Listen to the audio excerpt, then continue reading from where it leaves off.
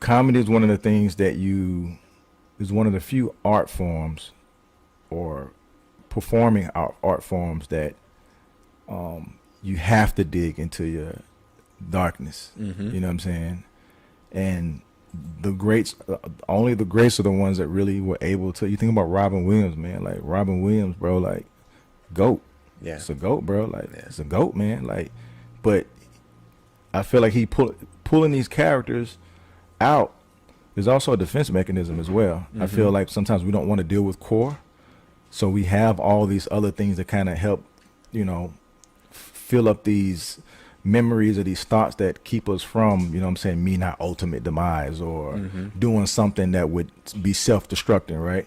So it's a lot of times these you know, I love Robin Williams, Mrs. Doubtfire, Aladdin, Goodwill Hunting. Yeah. Just all these characters, they help so many people, but they were saving Robin Williams himself. Mm-hmm. You know what I'm saying? Because you develop these defense mechanisms. These characters are like were helping you to stay alive. And I feel like as comedians, we do that as well. And I don't think it's anything abnormal about it. It's just that that's a profession that we are in, that we are able to take these different things, these different ideas, these different thoughts, formulate them, put them in front of an audience, being vulnerable, Mm-hmm. knowing that we can fail with and saying that you can. Now we live in a cancel culture, so you can say anything or thought about something, you're done. Mm-hmm. But having to pull from a dark place, also knowing that there's someone in the audience that feels the same way that you do, it's just that we're so programmed to put this wall up and say, I don't feel like that. That's, you know, we all kind of feel some of this shit. So it's like it's almost like we're going to war for the people in the audience. Mm-hmm. So Yeah, for me, a lot of times I am trying to pull from, I don't necessarily say all dark places, but like you want to pull from real places that may be considered to be dark from, Mm-hmm. you know, from other people.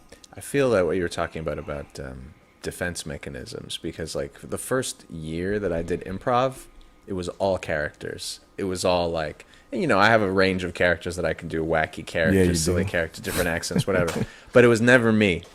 And I had to go to, when I went to I.O., when I was learning improv, there was one class taught by Eric Honeycutt, and the whole class was just called You. And it was like, we're just going to be you, you're going to be yourself, and you're going to be comfortable being you on stage. That was the hardest class I've ever taken, because all of my defense mechanisms had to be put to the side. And I don't think of my regular personality as interesting. And so I was like, this isn't interesting. Isn't it more interesting if I'm like a Scottish, like a flamboyant Scottish lord or something like that? That DJs. Yeah, that's what people want to hear. They don't want to just hear me. And so, but that was the beginning of me being comfortable being just like a closer to myself kind of character on stage. And it took a lot of work to feel like it was worthwhile.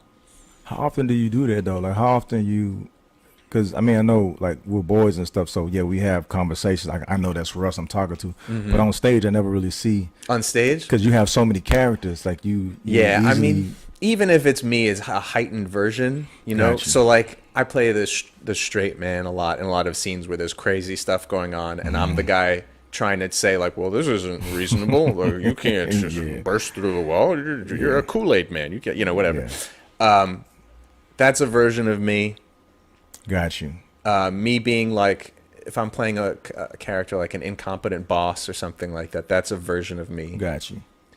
But I see what you. I wouldn't even do those characters in the beginning, because it was always like had to be such a departure from what I typically carry around to feel like it was interesting to an audience. I feel like comedians should do this though. I feel like comedians should do that exercise or whatever, that because when you first start out doing comedy, you're pulling from everybody's shit. You pulling from everybody else stuff. You know, you don't even know who the fuck you are. Like I love Bernie Mac. You watching the Def Comedy Jam. You know what I'm saying? I ain't scared of you motherfuckers. You watching that and you wanna do that. You wanna pull from Martin Lawrence. You know what I'm saying? Jamie Foxx and the Seinfelds and all these guys. So, but I feel like being in a environment where you're told that you have to be yourself, because a lot of times we first start out, comedians are not themselves, because you know, where could you be vulnerable other than going to a therapist? Where you can't do it in your classroom. Yeah. You know what I'm saying?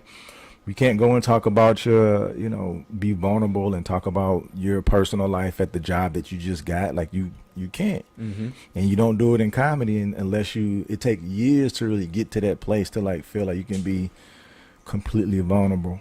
Richard Pryor wasn't even that person. Even though he talked about growing up in these neighborhoods where there was the Jewish community, there were Italians, there Mm-hmm. were Hispanics, and there was a black guy, black families or whatever. Like Mm-hmm. he grew up, and all that. But like even still, like he's still talking about the surface of it. We didn't really get to knowing the real Richard Pryor until he started dealing with like, I think right after he set himself on fire was when then he really talked about like what led him to that point. yeah. Well, I say that and before that, I feel like when he left, because he was getting these gigs, these big Vegas gigs, but Mhm. I think he felt like, he felt like he was just not being himself. He was just, felt like he was just a nigga. Mhm. You know what I'm saying? That's all he felt. He felt he couldn't speak his truth. And, Mhm. and going on the stage, he couldn't. If he wanted to be in these non-chitlin circuit shows, he had to make sure that he had to cater to, Right. you know what I'm saying, a It- white audience. Isn't that part of why he, like, stylistically, he was very close to like Bill Cosby for a while? Because Cosby was known as like He this wanted to. this accepted Well, that's black what he comedian. wanted. Yeah, that's right? what he wanted. He, Mhm. Cosby was very commercial. Right. He was very commercial, very clean. But Richard didn't come from that. Richard came from, he had a lot of demons. Mm-hmm. We all got demons and stuff. But he's like when I look at like the Patrice O'Neills, they come from that tree, because he's been very like, he learned that if he really wanted to do this, he had to be vulnerable. He had to talk about things, and that's why he went to San Francisco, I believe San Francisco, Oakland, Mm-hmm. and was hanging with the Black Panthers and stuff like that, and really being around that and being integrated into the thoughts and having conversations, and that led to a different, Richard, Mm-hmm. going to Africa, things like that. So I feel like everybody needs one of those. We need to do the U exercises. Everybody needs to do that, bro, because like we're Yeah. so, we do as much as we can to not talk about the truth